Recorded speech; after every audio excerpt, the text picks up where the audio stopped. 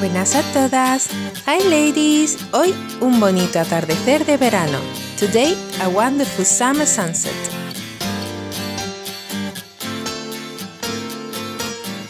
Necesitaremos base, blanco, azul, rojo, dorado, amarillo, top de purpurina, una esponjita y un punteador. Empezamos poniendo la base. Luego ponemos una base blanca.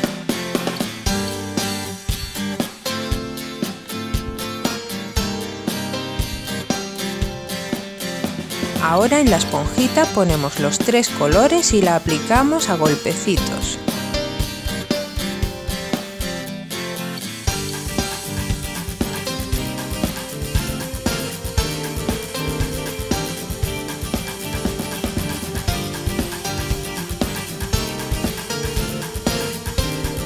Y limpiamos los bordes.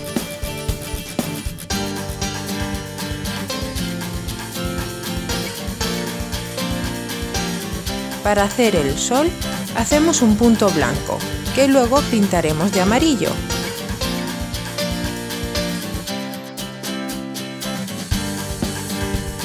Ponemos el top de purpurina y ya tenemos una preciosa manicura veraniega.